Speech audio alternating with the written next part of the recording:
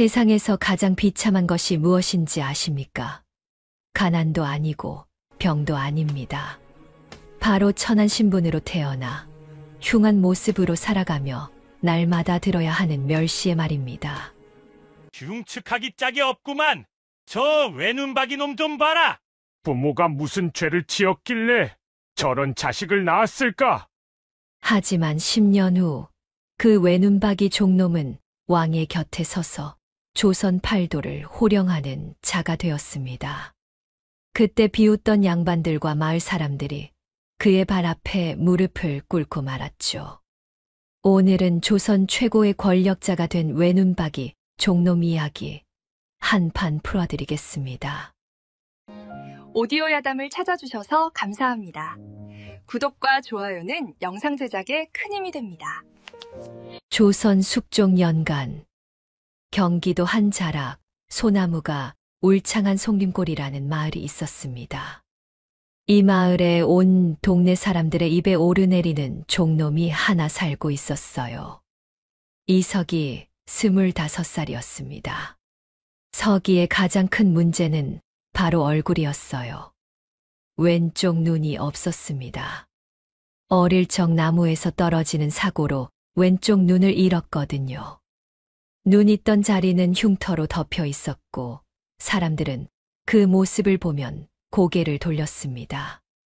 마을 사람들은 석이를 볼 때마다 수근거렸어요. 저 흉측한 것 좀 봐라. 외눈박이 주제 무슨 일을 제대로 하겠어. 라고 말이지요. 더 큰 문제가 있었습니다. 석이는 종이었어요. 송림골 제1의 양반 김진사 댁의 종으로 태어났습니다. 부모도 종이었고 그 부모의 부모도 종이었지요. 대대로 김진사 댁을 섬기는 집안이었습니다. 그러니 김진사의 학대는 날로 심해만 갔지요. 어느 가을 아침이었습니다. 똥 트기도 전에 석이는 일어나 사랑채로 향했어요. 바닥을 쓸고 물을 길어오고 화로에 불을 지폈습니다. 김진사께서 일어나실 시간이었거든요. 석이는 정성껏 세수물을 데웠어요. 온도를 손으로 확인하며 너무 뜨겁지도 차갑지도 않게 맞췄습니다. 대야에 담아 사랑채로 들어갔지요. 김진사가 눈을 뜨더니 석이를 힐끗 쳐다보았어요. 그리고는 세수물에 손을 담갔습니다. 그 순간이었습니다. 김진사가 갑자기 소리를 지르며 손을 빼냈어요. 뜨겁다고, 이 외눈박이 놈이 감히 나를 대일 뻔하게 만들었다고 소리쳤습니다. 석이가 당황해서 물을 만져보았어요. 미지근했습니다. 전혀 뜨겁지 않았지요. 하지만 김진사는 석이의 뺨을 후려쳤습니다. 외눈박이 주제에 변명까지 하느냐며 손찌검을 했어요. 석이는 고개를 숙인 채 아무 말도 하지 못했습니다. 뺨이 화끈거렸지만 눈물을 보일 수는 없었어요. 사실 그 물에는 아무 문제가 없었습니다.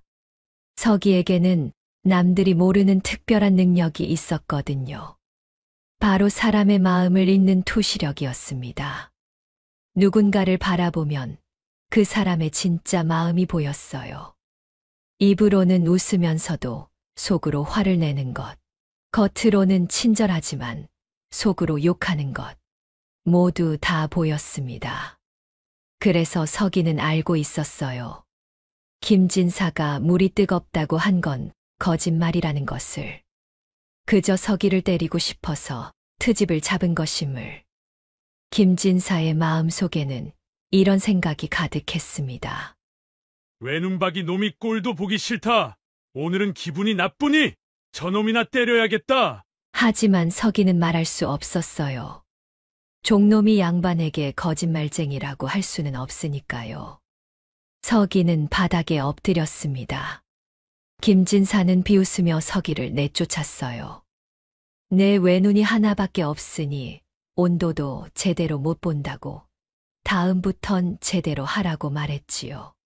점심 무렵이 되자 석이는 빨래감을 이고 마을 개울로 향했어요. 개울가에는 벌써 여러 명의 종들이 모여 빨래를 하고 있었습니다. 서기가 다가가자 다른 종들의 수근거림이 시작되었지요. 저기 외눈박이 온다. 저 꼴 좀 봐라. 흉측하기 짝이 없네. 나 같으면 차라리 죽지. 저렇게 살 수는 없어. 라는 말들이 들렸습니다. 서기는 못 들은 척하며 개울가 한쪽에 자리를 잡았어요. 빨래를 하나씩 꺼내 물에 담갔습니다. 빨래 방망이로 두드리는 소리만 개울가에 울려 퍼졌어요. 하지만 그때였습니다.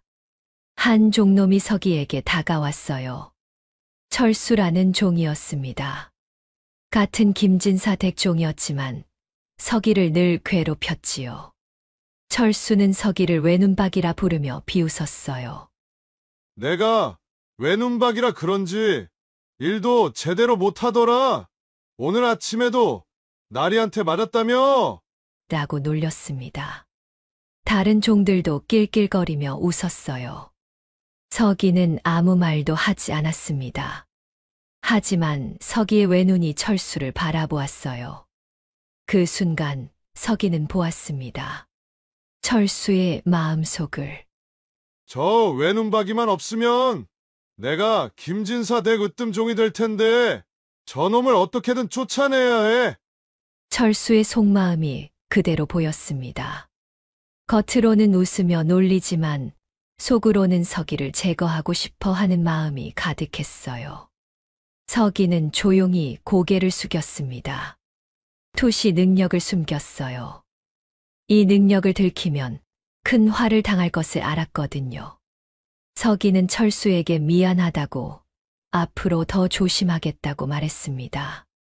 철수는 비웃으며 돌아갔어요.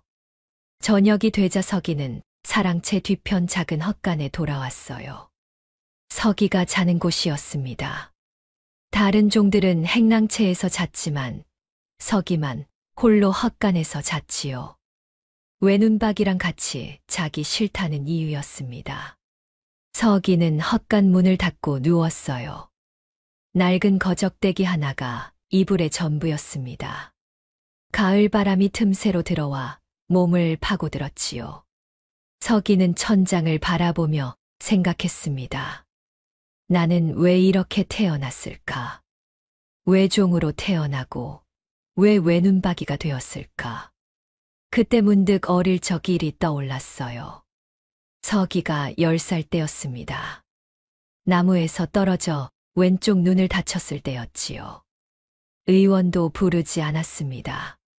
김진사가 종놈 주제에 무슨 의원이냐며 거절했거든요.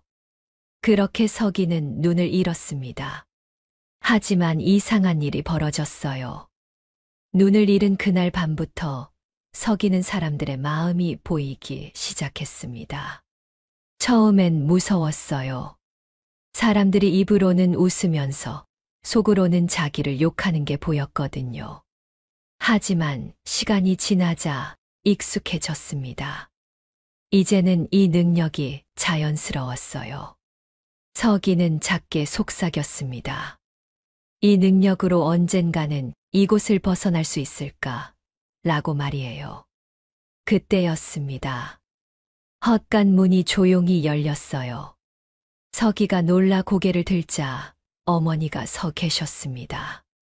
서기의 어머니 박씨는 김진사 댁 부엌종이었어요.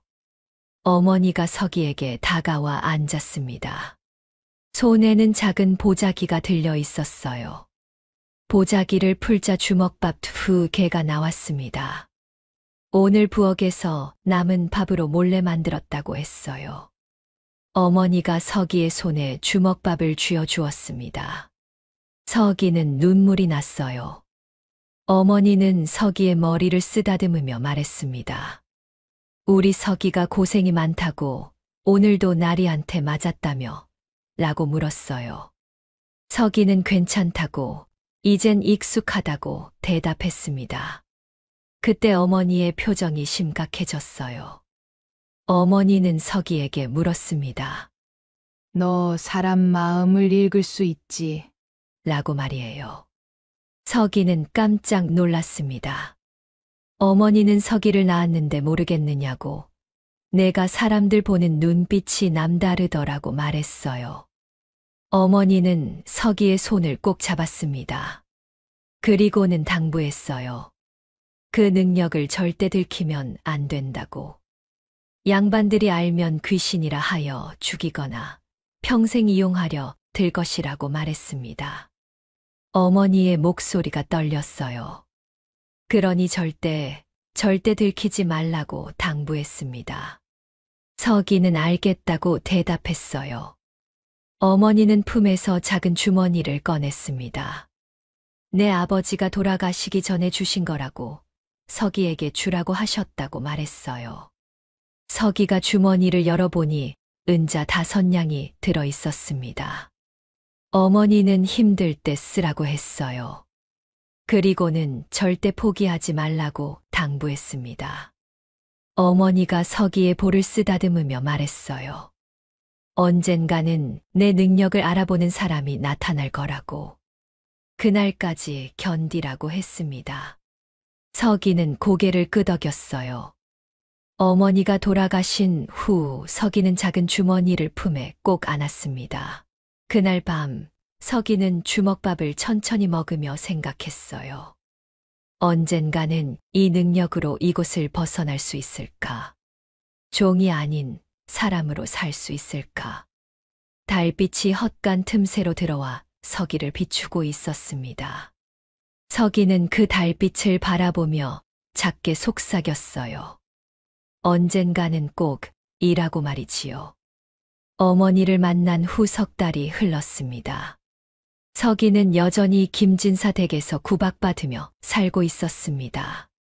하지만 서기의 마음속에는 작은 희망이 싹트고 있었습니다. 어머니가 해주신 말이 자꾸 떠올랐거든요. 언젠가는 내 능력을 알아보는 사람이 나타날 거라고. 그 말을 믿으며 서기는 하루하루를 견뎠습니다. 어느 날 저녁 김진사가 서기를 불렀어요. 내일 한양 장터에 가서 물건을 사오라는 명이었습니다. 김진사가 종이 쪽지를 내밀며 말했어요. 쌀, 무명, 종이, 붓, 여기 적힌 것들 모두 다 사오거라. 허나 하나라도 빠뜨리면 가만두지 않을 것이야. 서기는 고개를 숙여 알겠다고 대답했습니다. 다음 날 새벽, 서기는 송림골을 떠나 한양으로 향했어요. 송림골에서 한양까지는 걸어서 반나절 정도 걸렸습니다. 산길을 따라 걷고 냇물을 건너야 했지요. 서기는 묵묵히 걸었습니다. 길가에는 억새가 바람에 흔들리고 있었어요. 가을 햇살이 따사로웠지만 서기의 마음은 무거웠습니다. 김진사의 심부름을 제대로 해내지 못하면 또 매를 맞을 테니까요. 해가 중천에 떴을 때 서기는 한양 성문에 도착했어요. 성문 안으로 들어서니 사람들로 북적였습니다. 온갖 물건을 파는 상인들이 늘어서 있었고 양반들이 가마를 타고 지나갔어요. 기와집들이 빼곡하게 자리 잡고 있었고 길거리에는 떡장수, 엿장수, 생선장수들이 소리를 높여 외치고 있었습니다.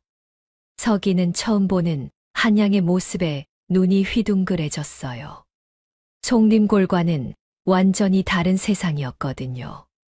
하지만 사람들의 시선이 느껴졌습니다. 서기의 외눈을 보고 고개를 돌리는 사람들. 흉측하다며 손가락질하는 아이들. 서기는 고개를 숙이고 빠르게 걸었어요. 종로 거리를 따라 걸으며 장터를 찾았습니다. 5일장이 서는 날이라 평소보다 더 많은 사람들이 모여 있었어요. 서기는 채소 가게, 무명 가게, 문방구를 돌아다니며 물건을 샀습니다.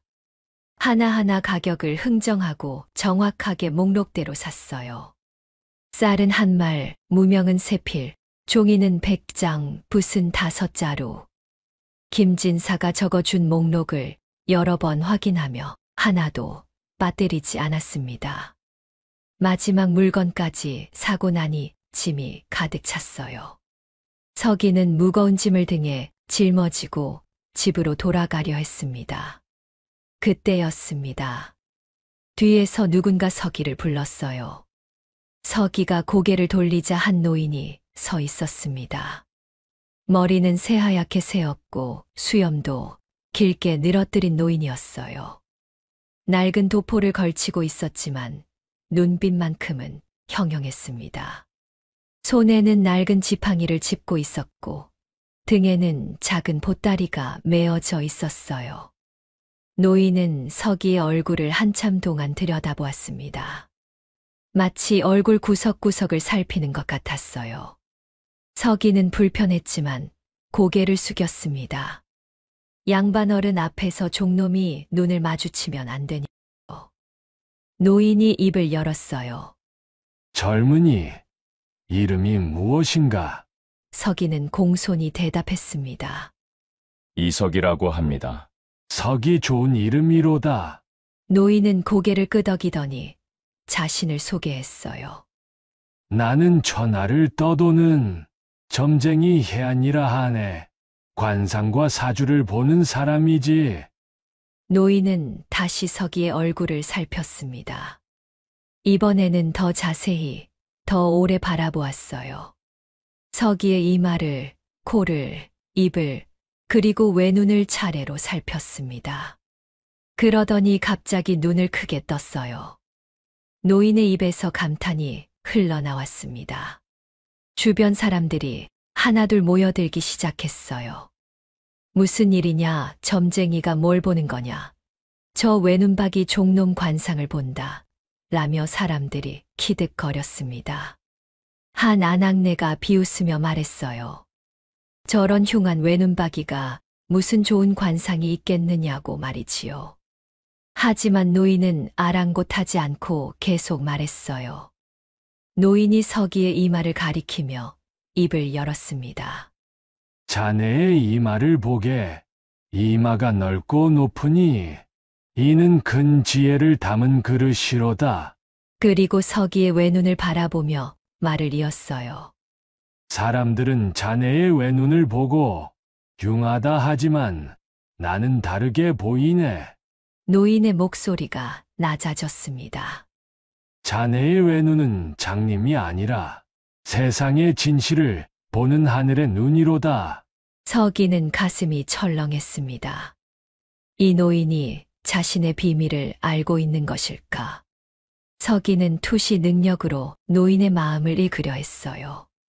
하지만 이상했습니다. 노인의 마음이 보이지 않았어요. 태어나서 처음이었습니다. 서기의 투시력으로도 읽을 수 없는 사람을 만난 것은 한 사내가 크게 웃었어요. 점쟁이 양반, 농담이 심하시오. 저 외눈박이 종놈이 무슨 하늘의 눈이오. 사람들도 낄낄거리며 웃었습니다. 서기는 고개를 더 깊이 숙였어요. 창피했습니다. 하지만 노인은 표정 하나 바꾸지 않았습니다. 오히려 더 크게 말했어요. 사람들이 뭐라 하든 상관없네. 내가 본 바로는 이 젊은이는 10년 안에 왕의 곁에 서게 될 것이네. 주변이 술렁거렸습니다. 뭐라고, 저 종놈이 왕의 곁에, 미친 점쟁이로구나, 라는 말들이 들렸어요. 서기는 노인을 바라보았습니다. 노인은 서기의 눈을 똑바로 보며 계속 말했어요. 자네에게는 특별한 재주가 있지 않은가? 서기의 눈이 커졌습니다. 사람의 마음을 꿰뚫어보는 재주 말일세. 서기는 말문이 막혔어요. 아무에게도 말한 적이 없는 비밀이었거든요. 노인이 목소리를 낮췄습니다. 점쟁이는 보이지 않는 것을 보는 법이지 자네의 재주도 그와 같네. 노인은 손가락 3개를 펼쳤어요. 허나 그 전에 큰 시련 3가지를 겪어야 하네. 노인이 첫 번째 손가락을 가리켰습니다. 첫 번째 시련은 가까운 사람의 배신이로다. 자네를 믿고 따르는 사람이 자네를 배신할 것이네. 그것도 돈 때문에 말일세. 노인이 두 번째 손가락을 가리켰어요. 두 번째 시련은 억울한 누명이로다. 자네가 하지도 않은 일로 사람들에게 손가락질 받을 것이네. 하지만 진실은 반드시 밝혀질 것이니 두려워하지 마시게. 노인이 세 번째 손가락을 가리켰습니다. 세 번째는 큰 결단의 순간이로다. 자네는 익숙한 것을 버리고 낯선 곳으로 가야 하에. 그것이 두려울 것이나 그 길만이 자네를 왕의 곁으로 인도할 것일세. 노인은 서기의 어깨에 손을 얹었어요. 기억하시게 사람들이 자네를 비웃고 손가락질해도 자네 안에는 진주가 숨어 있네. 언젠가 그 진주가 빛을 발할 날이 올 것이네. 서기의 눈가에 눈물이 맺혔습니다. 태어나서 처음으로 누군가 자신을 인정해 주는 말을 들었거든요. 노인이 지팡이를 짚고 천천히 걸어가기 시작했어요. 서기가 급히 불렀습니다. 노인장 나으리. 노인이 멈춰 섰습니다. 정말 그런 날이 올까요? 노인이 뒤를 돌아보며 미소 지었어요. 틀림없네. 하늘이 자네에게 왜 눈을 주신 데는 이유가 있네. 그 눈으로 세상의 진실을 보라는 뜻일세. 노인은 다시 걸어갔습니다. 사람들 사이로 사라져 갔어요. 서기는 그 자리에 한참 서 있었습니다. 주변 사람들은 이미 흩어졌고 장터는 여전히 북적거렸습니다. 하지만 서기의 가슴 속에는 뜨거운 무언가가 타오르고 있었어요. 희망이었습니다. 서기는 무거운 짐을 다시 짊어지고 송림골로 향했습니다. 걸음이 가벼웠어요. 노인의 말이 계속 떠올랐습니다. 10년 안에 왕의 곁에 서게 될 것이라는 말. 3번의 시련을 겪어야 한다는 말. 서기는 알지 못했습니다. 그 시련들이 생각보다 빨리 찾아올 것이라는 것을요.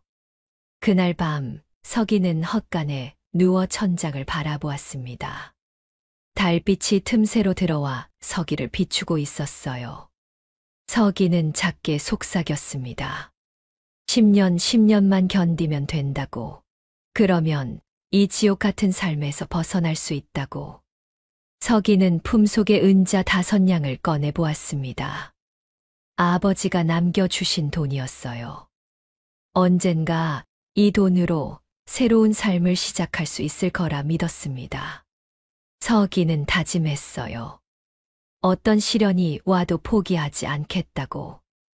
노인의 예언을 믿고 끝까지 견디겠다고. 그렇게 서기의 운명은 천천히 움직이기 시작했습니다. 점쟁이 노인을 만난 후 한 달이 흘렀습니다. 서기는 여전히 김진사 댁에서 구박받으며 살고 있었어요.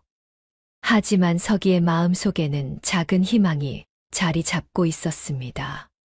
노인의 말이 자꾸 떠올랐거든요. 10년 안에 왕의 곁에 서게 될 거라고. 그 말을 믿으며 서기는 매일의 고통을 견뎌냈습니다. 어느 날 저녁 서기는 헛간에서 혼자 생각에 잠겼어요. 노인께서 말씀하신 재주, 내 투시력으로 뭔가 할 수 있지 않을까. 그때 문득 아이디어가 떠올랐습니다. 장에서 물건을 살 때 투시력을 활용하는 것이었어요.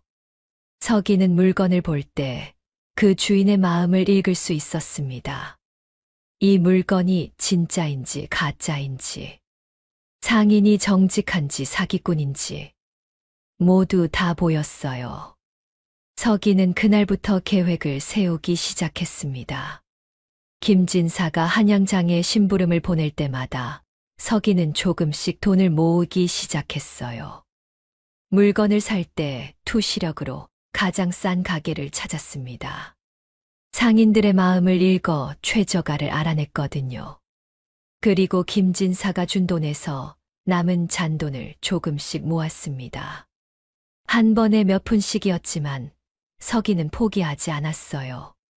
석 달 동안 모은 돈은 은자 10냥이었습니다.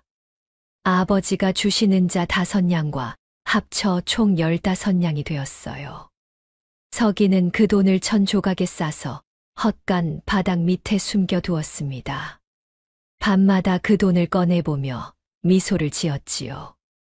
언젠가 이 돈으로 이곳을 떠날 수 있을 거라 믿었습니다. 그때 서기는 몰랐습니다.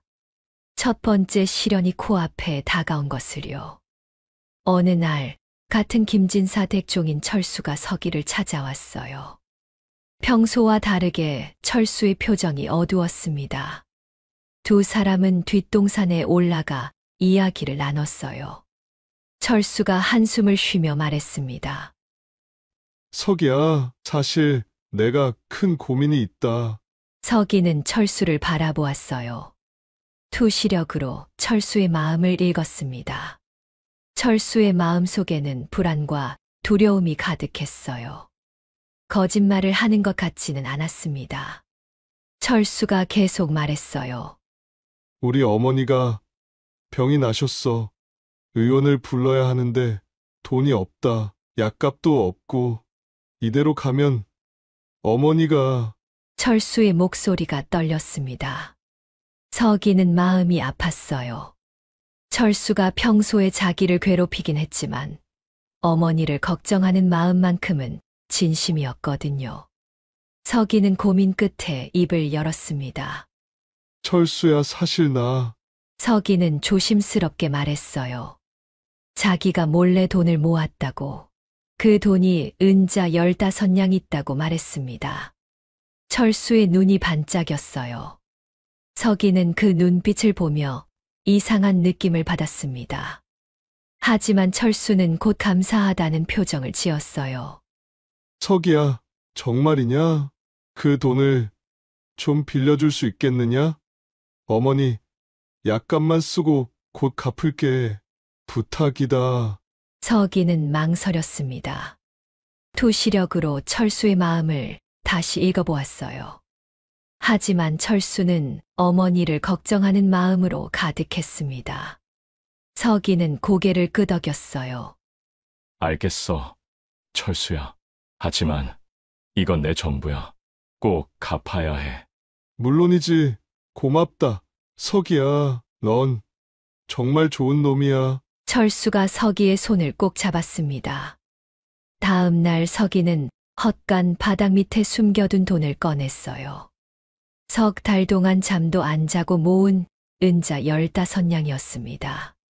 1000조각에 정성껏 싼 그 돈을. 서기는 철수를 만나 돈을 건넸어요. 철수는 환하게 웃으며 받았습니다. 고맙다. 서기야, 한 달만 기다려줘. 꼭 갚을게. 그래, 철수야. 어머니 빨리 나으시길 바랄게.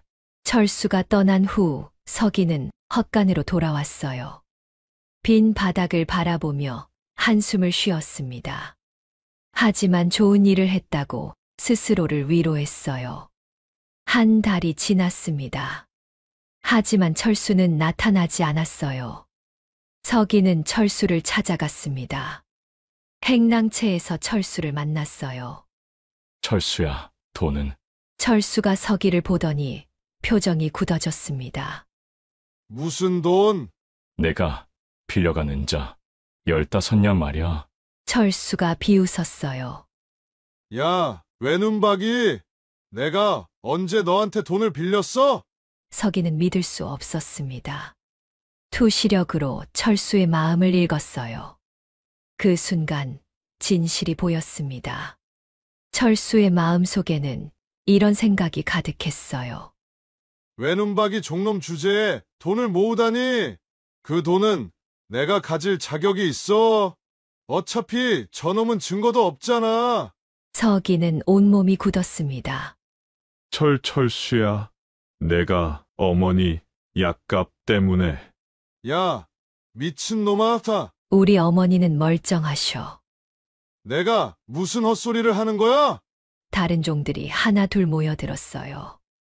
철수가 큰 소리로 말했습니다. 얘들아, 이 외눈박이가 지금 나한테 돈을 빌려줬다고 억지를 부리네. 나는 이놈한테 돈 받은 적 없어. 종들이 수근거렸습니다. 외눈박이가 돈을 모았다고 종놈 주제에 돈을 숨겨뒀대 라며 비웃었어요. 서기는 할 말을 잃었습니다. 증거가 없었어요. 돈을 빌려줄 때 증서도 쓰지 않았고 다른 사람도 없었습니다. 서기는 그 자리에 주저앉고 싶었어요. 하지만 참았습니다. 며칠 후 더 큰 일이 벌어졌습니다. 김진사가 서기를 호출했어요. 사랑채로 들어서자 김진사의 얼굴이 벌겋게 달아올라 있었습니다. 옆에는 철수가 서 있었어요. 김진사가 소리쳤습니다. 이놈, 내가 나 몰래 돈을 모았다는 게 사실이냐? 서기는 아무 말도 하지 못했어요. 종놈 주제에 감히 주인 몰래 돈을 모아? 이건 도둑질이나 다름없다. 김진사는 회초리를 들었습니다. 서기를 마당으로 끌고 나왔어요. 사람들이 하나 둘 모여들었습니다. 김진사는 서기에게 회초리질을 시작했어요. 한 대, 두 대, 세 대. 서기의 등과 다리에 붉은 자국이 생겼습니다. 10대, 20대. 서기는 입술을 깨물며 참았어요. 소리를 내면 더 맞을 것을 알았거든요. 마을 사람들이 소문을 듣고 모여들었습니다. 저 외눈박이 종놈이 주인 몰래 돈을 모았다더라. 종놈 주제에 도둑질이나 하고 다니는구나. 사람들이 수근거렸어요. 서기는 고개를 숙인 채 매를 맞았습니다. 해명해봤자 아무도 믿지 않을 것을 알았거든요. 투시력으로 주변 사람들의 마음을 읽었어요. 모두가 서기를 도둑으로 여기고 있었습니다. 심지어 동정하는 사람조차 없었어요. 외눈박이 종놈이니 당연하다는 생각뿐이었습니다. 그날 밤 서기는 헛간에 돌아왔어요. 온몸이 쑤셨습니다. 하지만 더 아픈 것은 마음이었어요. 서기는 천장을 바라보며 생각했습니다. 점쟁이 노인께서 말씀하셨던 첫 번째 시련, 가까운 사람의 배신. 그것이 지금 일어난 것이었습니다. 서기는 주먹을 꽉 쥐었어요. 석 달 동안 모은 돈이 한순간에 사라졌습니다. 아버지가 주시는 자 5냥도 함께 모든 것이 사라졌어요. 하지만 서기는 결심했습니다. 여기서 포기하면 안 된다고. 노인께서 말씀하신 3번의 시련 중 첫 번째를 겪은 것이라고. 이겨내면 반드시 좋은 날이 올 거라고. 서기는 작게 속삭였습니다. 아직 끝이 아니야. 달빛이 헛간 틈새로 들어와 서기를 비추고 있었어요. 서기는 그 달빛을 바라보며 다짐했습니다. 언젠가는 이 굴욕을 씻어낼 날이 올 거라고. 그날까지 절대 포기하지 않겠다고. 서기의 눈빛에는 분노가 아닌 결연함이 담겨 있었습니다. 첫 번째 시련은 끝났어요. 하지만 더 큰 시련이 서기를 기다리고 있었습니다. 첫 번째 시련을 겪은 후 2달이 흘렀습니다. 서기는 여전히 김진사 댁에서 종살이를 하고 있었어요. 하지만 이제 마을 사람들의 시선이 달라졌습니다. 예전에는 그저 외눈박이 종놈이었지만 이제는 도둑질한 종놈이 되어 있었어요. 사람들은 서기를 보며 손가락질했습니다. 저놈 조심해, 물건 훔쳐갈지 모르니까. 종놈 주제의 주인 돈까지 훔치려 했다며. 서기는 그 말들을 참으며 살았어요. 하지만 마음속에는 점쟁이 노인의 말이 남아 있었습니다. 3번의 시련을 이겨내면 왕의 곁에 서게 된다고. 그 말을 믿으며 서기는 하루하루를 견뎠습니다. 어느 가을 아침이었어요. 김진사 댁에 큰 소동이 벌어졌습니다. 김진사의 서재에 보관되어 있던 귀한 물건이 사라진 것이었어요. 그것은 선조로부터 내려온 옥새였습니다. 손바닥만 한 크기의 옥으로 만든 도장이었는데 김진사 집안의 가보였지요. 김진사가 발칵 뒤집혔습니다. 종들을 모두 마당에 모이게 했어요. 서기를 포함해 15명의 종들이 일렬로 섰습니다. 김진사가 녹이 띤 얼굴로 소리쳤어요. 당장 찾아내라! 누가 가져갔는지 찾아내라! 서재에 들어갈 수 있는 건 너희 종놈들 뿐이다! 종들은 고개를 숙인 채 떨고 있었습니다. 김진사가 관리인을 시켜 종들의 거처를 모두 조사하게 했어요. 한 명씩 차례대로 조사가 시작되었습니다. 행랑채를 뒤지고 곳간을 뒤지고 구석구석을 살폈어요. 그때 철수가 나섰습니다. 김진사에게 다가가 조용히 말했어요. 나리, 혹시 서기 놈을 살펴보시는 게 어떨까요? 저놈은 전에도 돈을 훔쳐 모은 전과가 있지 않습니까? 김진사의 눈빛이 날카로워졌습니다. 그래, 맞는 말이로다! 서기 놈을 조사하라! 서기는 가슴이 철렁했어요. 자신은 아무것도 하지 않았는데 투시력으로 철수의 마음을 읽었습니다. 그 순간 진실이 보였어요. 철수의 마음속에는 이런 생각이 가득했습니다. 옥새는 내가 가져갔어. 하지만 외눈박이 놈한테 누명을 씌우면 완벽하지.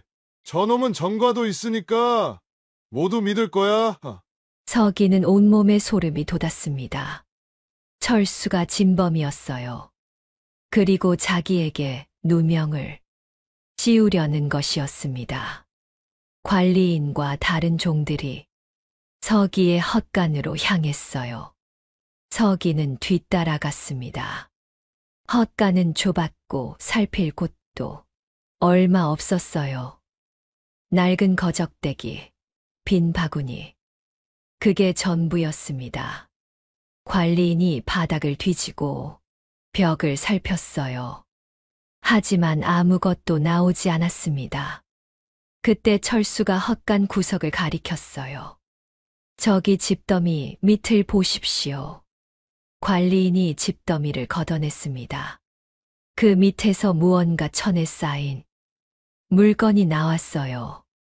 천을 펼치자 그 안에는 김진사의 옥새가 들어 있었습니다. 나리, 옥새를 찾았습니다.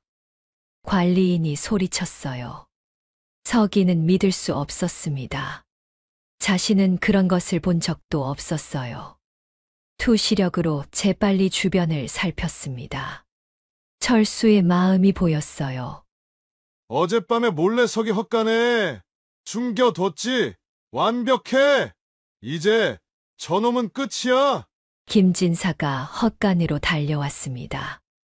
옥새를 보더니 녹이 띤 얼굴로 서기를 노려보았어요. 이놈! 내가 훔쳤구나!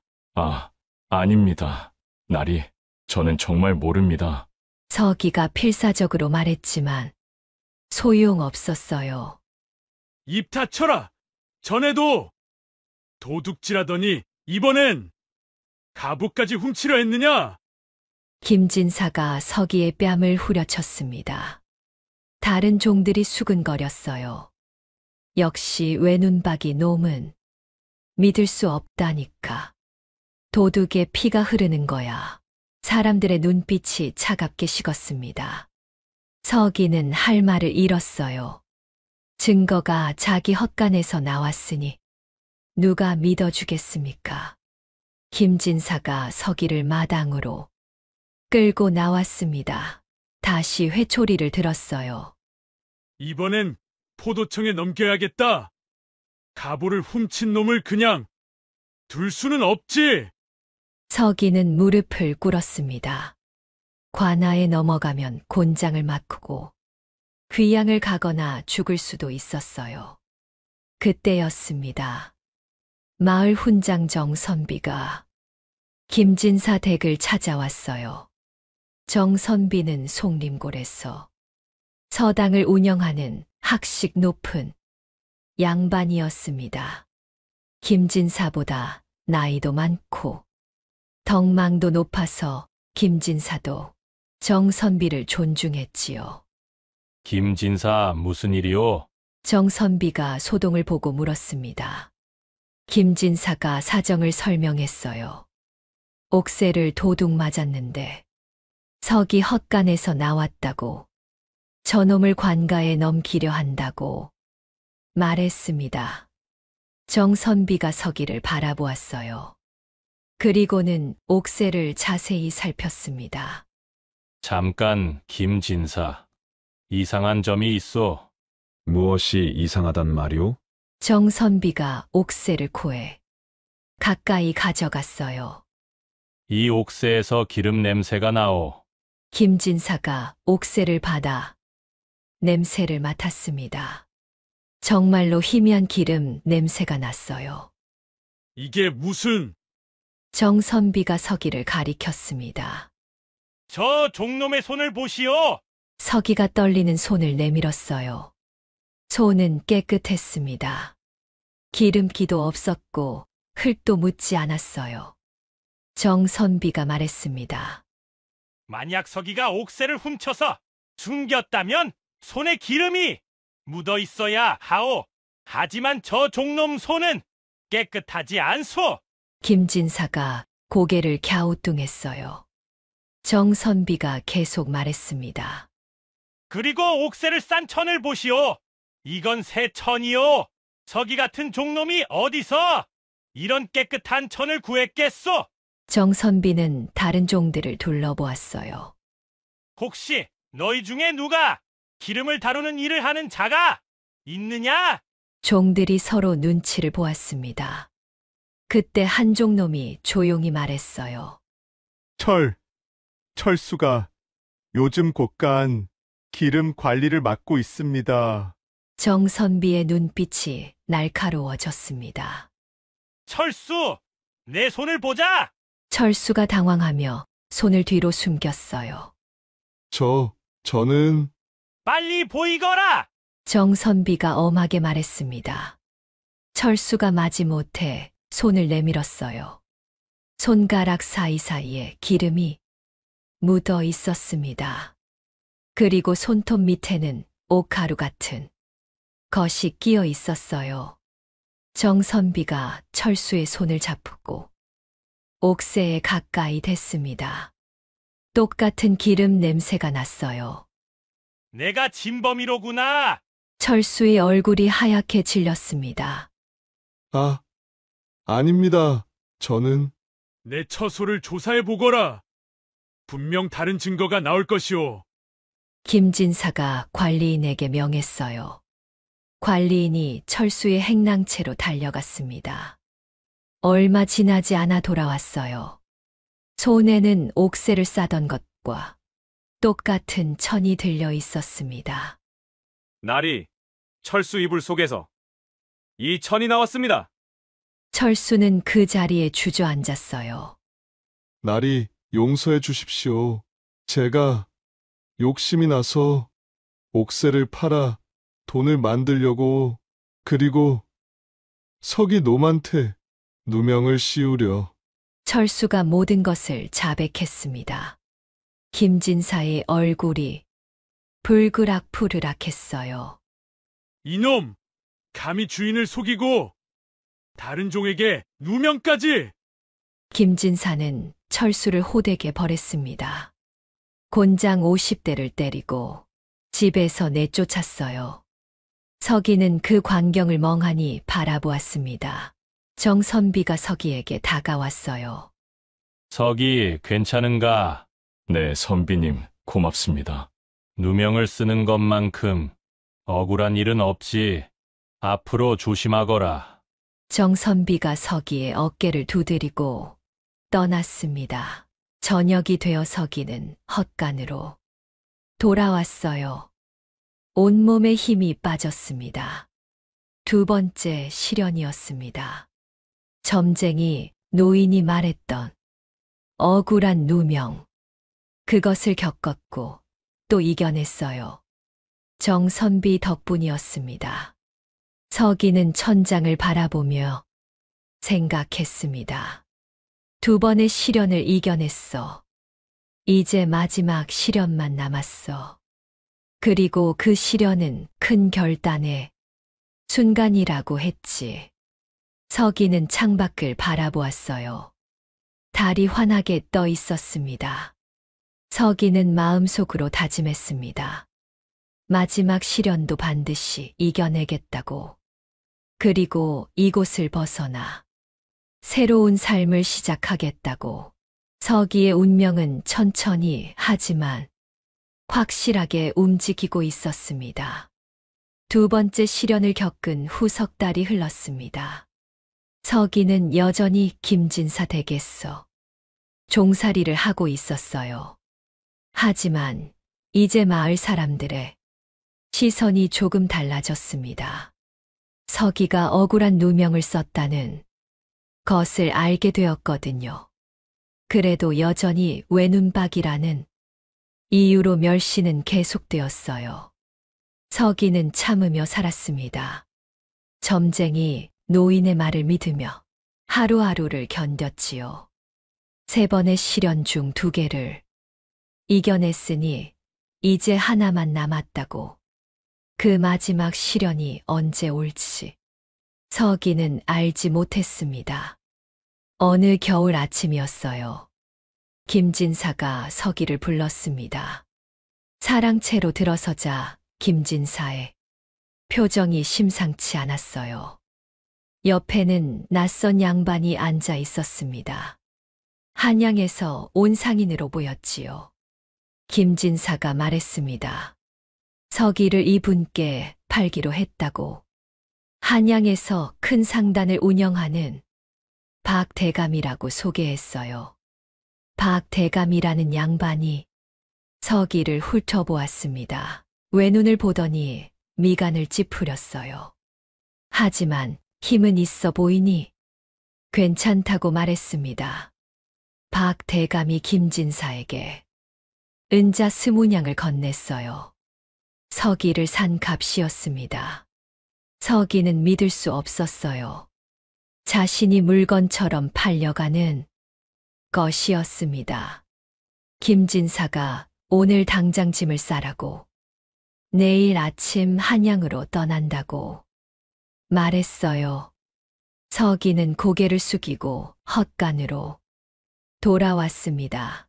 가진 것이라고 낡은 옷 몇 벌과 어머니가 주셨던 빈 주머니뿐이었어요. 그날 저녁 어머니가 헛간을 찾아왔습니다. 어머니의 얼굴에는 눈물이 가득했어요. 한양으로 간다는 소식을 들었다고 했습니다. 어머니는 서기를 꼭 껴안았어요. 우리 서기 고생만 한다며요. 눈물을 흘렸습니다. 서기는 괜찮다고, 자기는 괜찮다고 대답했어요. 어머니는 품에서 작은 보자기를 꺼냈습니다. 자기가 몰래 모은 돈이라고 했어요. 은자 3냥밖에 안 되지만 한양 가서 힘들 때 쓰라고 말했습니다. 서기는 어머니의 손을 꼭 잡았어요. 꼭 잘 살겠다고, 언젠가 어머니를 이곳에서 모셔가겠다고 약속했습니다. 어머니가 돌아가신 후 서기는 보자기를 풀어보았어요. 은자 3냥과 함께 작은 편지가 들어 있었습니다. 어머니의 서툰 글씨로 쓰여 있었습니다. 서가, 포기하지 마라. 너는 특별한 아이다. 라고 적혀 있었습니다. 서기는 편지를 품에 꼭 안았어요. 다음 날 아침, 서기는 박대감을 따라 한양으로 떠났습니다. 송림골 마을 어귀에서 서기는 뒤를 돌아보았어요. 25년을 살았던 곳이었습니다. 고통과 멸시로 가득했지만 어머니가 계신 곳이기도 했어요. 서기는 마음속으로 다짐했습니다. 꼭 돌아오겠다고. 그때는 종이 아닌 사람으로 돌아오겠다고 말이에요. 박 대감의 일행은 총 5명이었습니다. 박 대감과 관리인, 그리고 짐꾼 셋이었어요. 서기는 가장 무거운 짐을 짊어지고 걸었습니다. 이틀을 걸어 한양에 도착했어요. 한양은 서기가 처음 장터했어. 봤을 때보다 더 크고 화려했습니다. 사람들이 가득했고 기와집들이 즐비했어요. 박 대감의 상단은 종로 한복판에 있었습니다. 커다란 기와집이었고 곳간도 여러 개였어요. 서기는 곳간 옆 작은 방에 배정받았습니다. 다른 짐꾼 셋과 함께 쓰는 방이었어요. 그날부터 서기의 새로운 삶이 시작되었습니다. 매일 아침 일찍 일어나 짐을 날랐어요. 쌀, 무명, 도자기, 온갖 물건들을 지고 한양 곳곳을 돌아다녔습니다. 일은 힘들었지만 송림골에서보다는 나았어요. 적어도 여기서는 매일매일 맞지는 않았거든요. 하지만 여전히 사람들의 멸시는 있었습니다. 다른 짐꾼들은 서기를 외눈박이라 부르며 놀렸어요. 상단의 관리인도 서기를 가장 천하게 대했습니다. 서기는 참았어요. 석 달이 흘렀습니다. 어느 날 박 대감이 서기를 불렀어요. 내일부터 궁궐 근처 주막에 물건을 배달하라고 했습니다. 그곳 주막 주인이 상단 물건을 받는다고 했어요. 매일 아침 쌀과 반찬거리를 가져다 주면 된다고 말했습니다. 서기는 알겠다고 대답했어요. 다음 날부터 서기는 매일 아침 궁궐 근처로 향했습니다. 경복궁 동쪽 골목에 있는 작은 주막이었어요. 주막 주인은 박씨 성을 가진 40대 남자였습니다. 인상은 험했지만 서기에게는 친절했어요. 다른 일꾼들에게 외눈박이라고 놀리지 말라고 말했습니다. 이 친구도 사람이라고 했어요. 서기는 처음으로 자기를 사람으로 대해주는 사람을 만났습니다.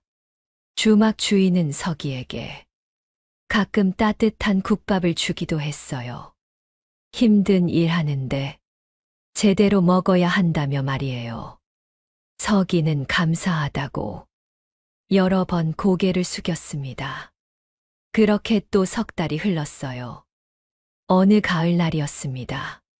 서기가 평소처럼 주막에 물건을 배달하고 있을 때였어요. 주막 앞에 화려한 복장을 한 사람들이 지나갔습니다. 5명 정도 되는 일행이었어요. 가운데 한 사람은 남루한 옷을 입고 있었지만 걸음걸이가 남달랐습니다. 서기는 무심코 그 사람을 바라보았어요. 그 순간이었습니다. 서기의 투시력이 발동했어요. 그 사람의 마음이 보였습니다. 백성들이 정말 이렇게 힘들게 사는구나. 내가 왕으로서 제대로 하고 있는 것일까? 궁궐에서는 알 수 없었던 것들이 여기 있구나. 라는 생각들이 보였어요. 서기는 깜짝 놀랐습니다. 왕, 저 사람이 왕이란 말인가? 서기는 재빨리 고개를 숙였어요. 하지만 이미 늦었습니다. 왕이 서기를 보고 있었어요. 왕이 일행을 멈춰 세우고 서기에게 다가왔습니다. 고개를 들어보라고 말했어요. 서기는 떨리는 마음으로 고개를 들었습니다. 왕이 서기의 외눈을 보았어요. 하지만 놀라거나 혐오하지 않았습니다. 오히려 깊은 눈빛으로 서기를 바라보았어요. 왕이 말했습니다. 남다른 눈을 가졌다고. 이름이 무엇이냐고 물었어요. 서기는 떨리는 목소리로 대답했습니다. 이석이라고 합니다. 라고 말했어요. 왕은 어디서 일하느냐고 물었습니다. 서기는 박대감 상단에서 짐을 나르고 있다고 대답했어요. 왕은 잠시 생각하더니 고개를 끄덕였습니다. 알겠다고 말하고는 일행과 함께 주막 안으로 들어갔어요. 서기는 그 자리에 멍하니 서 있었습니다. 방금 왕을 만난 것일까? 그리고 왕이 자기를 기억할까? 서기는 알지 못했어요. 그날의 만남이 자신의 운명을 완전히 바꿔놓을 것이라는 것을요. 며칠 후였습니다. 박대감 상단의 궁궐에서 사람이 찾아왔어요. 내관이었습니다. 이석이라는 자가 이곳에 있느냐고 물었습니다. 박대감이 당황하며 있다고 대답했어요. 내관이 말했습니다. 전하께서 부르신다고 당장 데리고 가겠다고 말했어요. 서기는 믿을 수 없었습니다. 왕이 자기를 부른다니. 서기는 내관을 따라 궁궐로 향했어요. 궁궐 대문을 지나 안으로 들어갔습니다. 처음 보는 화려한 건물들이 눈앞에 펼쳐졌어요. 높은 기와 지붕, 붉은 기둥, 금빛 장식들. 서기는 이런 곳이 세상에 존재하는지도 몰랐습니다. 내관이 서기를 한 건물 앞에 세웠어요. 전하께서 계신다고 들어가라고 말했습니다. 서기는 떨리는 마음으로 문을 열었어요. 안에는 왕이 홀로 앉아 있었습니다. 왕이 서기를 보며 왔다고 가까이 오라고 말했어요. 서기는 무릎을 꿇고 다가갔습니다. 왕이 입을 열었어요. 서기, 내게 솔직히 말해보거라. 너는 사람의 마음을 읽을 수 있지 않느냐? 서기는 온몸이 굳었습니다. 비밀이 들킨 것이었어요. 어머니가 그렇게 경고했던 순간이었습니다. 양반들이 알면 귀신이라 하여 죽이거나 평생 이용하려 들 것이라고. 이제 어떻게 해야 할까? 거짓말을 해야 할까? 진실을 말해야 할까? 서기는 왕의 마음을 읽었습니다. 그곳에는 호기심과 기대가 있었어요. 두려움이나 의심은 없었습니다. 오히려 서기를 시험해 보고 싶어 하는 마음이 보였어요. 서기는 깊게 숨을 들이쉬었습니다. 그리고 결심했어요. 점쟁이 노인이 말했던 세 번째 시련. 큰 결단의 순간. 익숙한 것을 버리고 낯선 곳으로 가는 것. 지금이 바로 그 순간이었습니다. 서기는 고개를 들어 왕을 똑바로 바라보았어요. 그리고 입을 열었습니다. 네, 전하. 소인은 사람의 마음을 읽을 수 있습니다. 왕의 눈이 커졌습니다. 서기는 계속 말했어요. 소인이 10살 때 눈을 잃었습니다. 그날 밤부터 이 능력이 생겼습니다. 사람을 보면 그 사람의 진짜 마음이 보입니다. 입으로는 웃으면서 속으로 화내는 것도, 겉으로 충성하면서 속으로 배신하는 것도 모두 보입니다. 왕은 한참 동안 서기를 바라보았어요. 그리고는 천천히 고개를 끄덕였습니다. 왕이 말했습니다.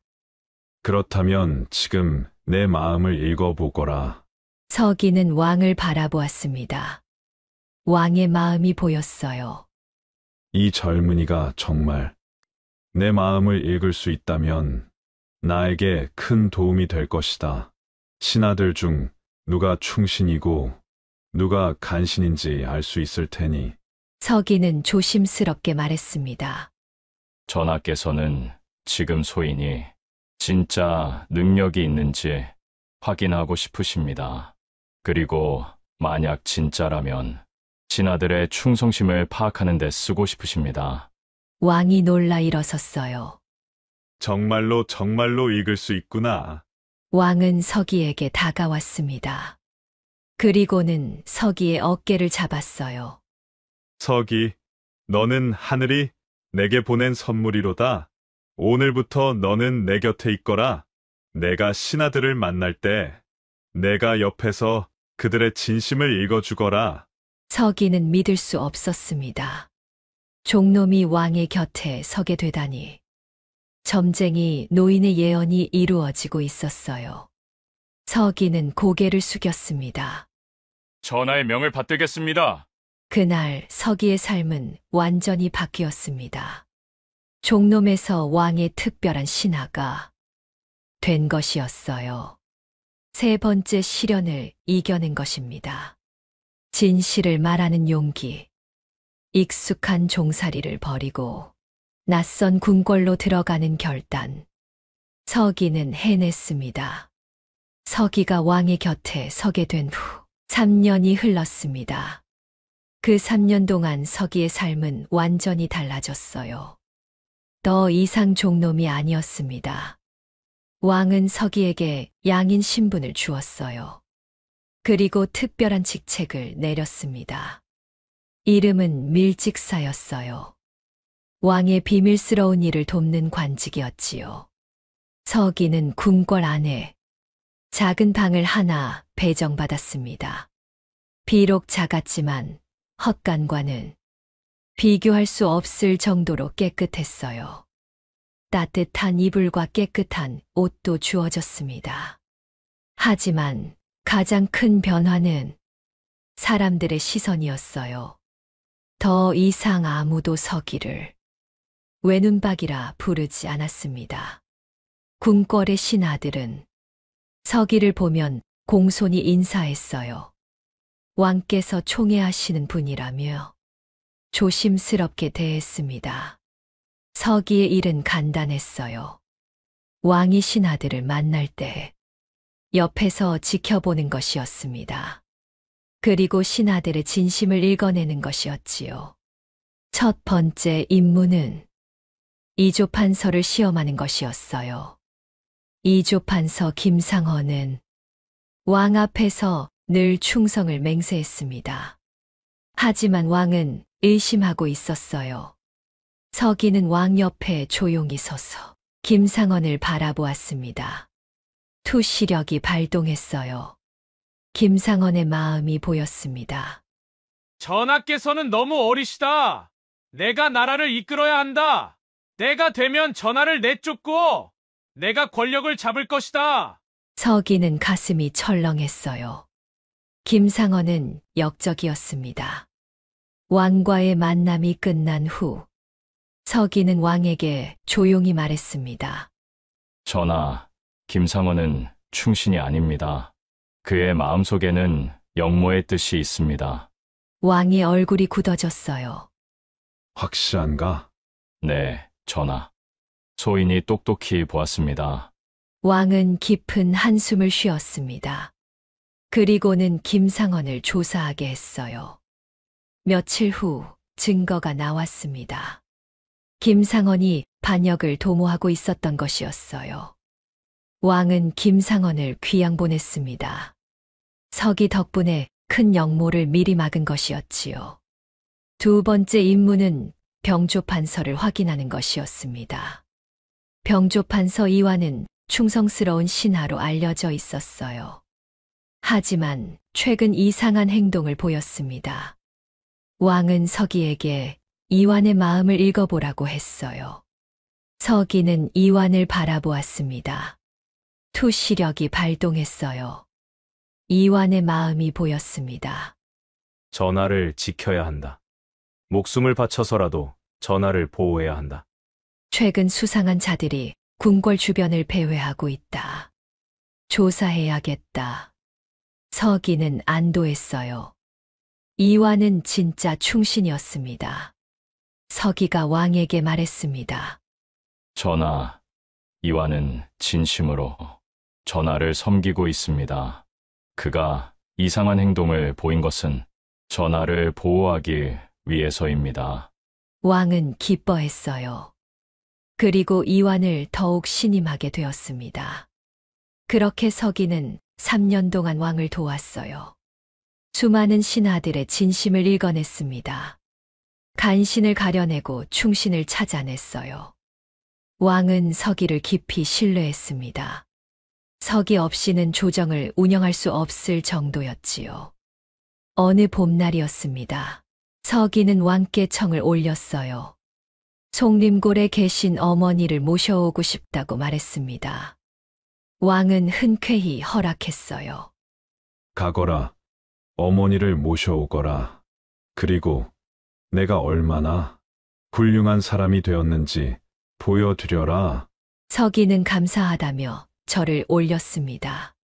사흘 후 서기는 송림골로 향했어요. 하지만 이번에는 혼자가 아니었습니다. 왕이 보내준 말을 타고 갔어요. 뒤에는 하인 둘이 따라왔습니다. 서기는 화려한 관복을 입고 있었어요. 더 이상 남루한 종놈이 아니었습니다. 송림골에 도착했을 때 마을 사람들이 놀라 모여들었습니다. 저게 누구야? 높은 양반이 왜 우리 마을에? 라며 수군거렸어요. 서기가 말해서 내렸습니다. 외눈을 본 사람들이 깜짝 놀랐어요. 저 사람 석이 아니야? 서기가 맞아. 어떻게 저런 차림으로? 마을 사람들은 믿을 수 없다는 표정으로 서기를 바라보았습니다. 예전에 외눈박이 종놈이라 부르던 그 서기가 지금은 화려한 관복을 입고 말을 타고 나타난 것이었어요. 서기는 김진사 댁으로 향했습니다. 대문 앞에 서자 하인들이 놀라 달려 나왔어요. 서기를 알아본 하인들이 황급히 김진사에게 알렸습니다. 김진사가 사랑채에서 나왔어요. 서기를 보더니 얼굴이 하얗게 질렸습니다. 서기 내가 어찌? 서기는 공손히 절을 올렸습니다. 날이 그동안 평안하셨습니까? 김진사는 할 말을 잃었어요. 예전에 자기가 팔아넘긴 종놈이 이렇게 높은 신분이 되어 돌아올 줄은 꿈에도 몰랐습니다. 서기가 말했습니다. 나리께 감사드리러 왔습니다. 나리께서 저를 한양으로 보내주지 않으셨다면 저는 여기서 평생 종으로 살았을 것입니다. 김진사는 떨리는 목소리로 물었어요. 내가 지금 어떻게 된 것이냐? 소인은 지금 궁궐에서 왕을 모시고 있습니다. 왕께서 소인에게 양인 신분과 관직을 주셨습니다. 김진사가 그 자리에 주저앉을 뻔했어요. 왕을 모신다니, 관직을 받았다니. 믿을 수 없는 일이었습니다. 서기는 품에서 주머니를 꺼냈어요. 나리, 이것은 작은 감사의 표시입니다. 주머니 안에는 금자 50냥이 들어 있었습니다. 김진사는 떨리는 손으로 받았어요. 서기가 계속 말했습니다. 그리고 소인의 어머니를 한양으로 모셔가려 합니다.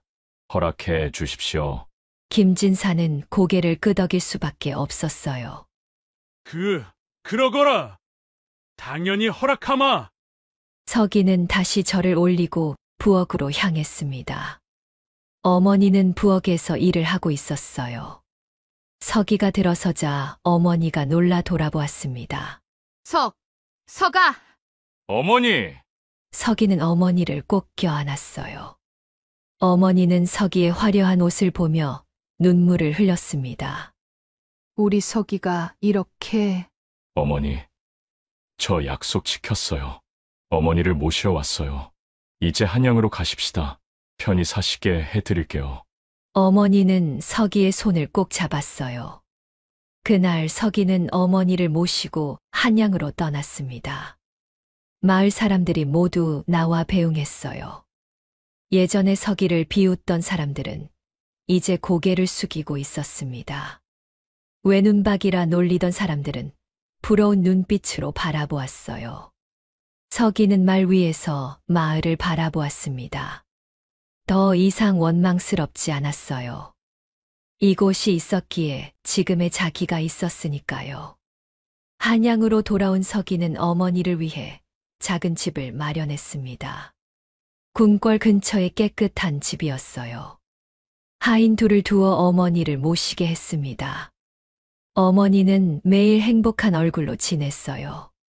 서기는 틈날 때마다 어머니를 찾아뵙고 함께 시간을 보냈습니다.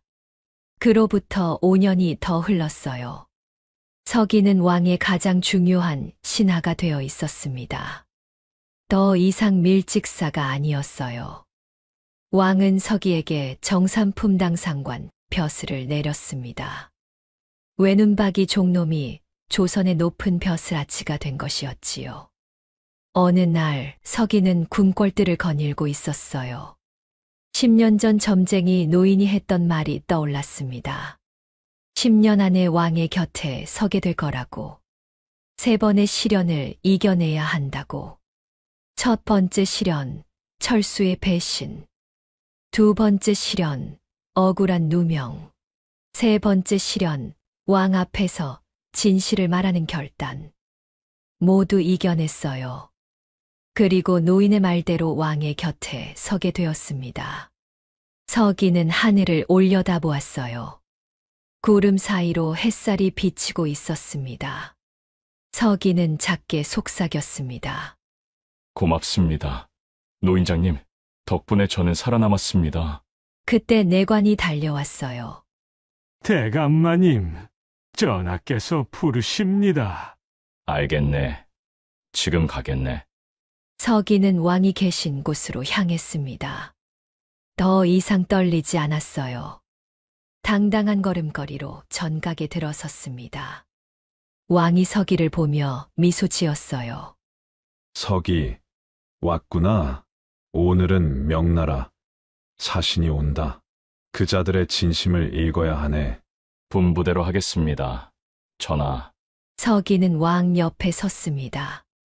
외눈으로 세상을 바라보며 그 외눈으로 진실을 꿰뚫어보며 서기는 더 이상 외눈박이 종놈이 아니었습니다. 조선에서 가장 중요한 사람 중 하나가 되었어요. 사람들은 서기를 보며 말했습니다. 외눈이지만 세상을 가장 잘 보는 사람이라고. 천한 종으로 태어났지만 왕의 곁에 선 사람이라고.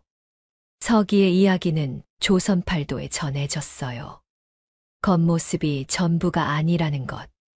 신분이 낮아도 능력이 있으면 높이 올라갈 수 있다는 것. 그리고 절대 포기하지 말아야 한다는 것을요.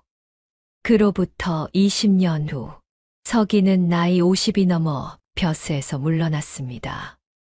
왕은 서기에게 많은 땅과 재산을 하사했어요. 서기는 송림골로 돌아가 조용히 살았습니다. 어머니와 함께 평화로운 날들을 보냈지요. 마을 사람들은 서기를 존경했습니다. 아이들에게 서기의 이야기를 들려주었어요. 외눈박이 종놈이 어떻게 왕의 곁에 서게 되었는지, 어떤 시련을 이겨냈는지, 서기는 마을 아이들을 모아 그를 가르쳤습니다. 신분이 낮은 아이들에게도 배움의 기회를 주었어요. 그리고 늘 말했습니다. 너희들을 보는 사람들의 눈이 아니라 너희들 안에 있는 재주가 중요하단다. 절대 포기하지 마. 하늘은 노력하는 자를 돕는단다. 서기가 세상을 떠났을 때 온 마을 사람들이 울었습니다. 왕도 직접 제사를 지내주었어요. 서기의 무덤 앞에는 비석이 세워졌습니다. 거기에는 이렇게 적혀 있었어요. 외눈으로 세상의 진실을 본 자, 여기 잠들다. 달빛이 비석을 비추고 있었습니다. 서기의 이야기는 그렇게 전설이 되어 조선팔도에 전해졌습니다.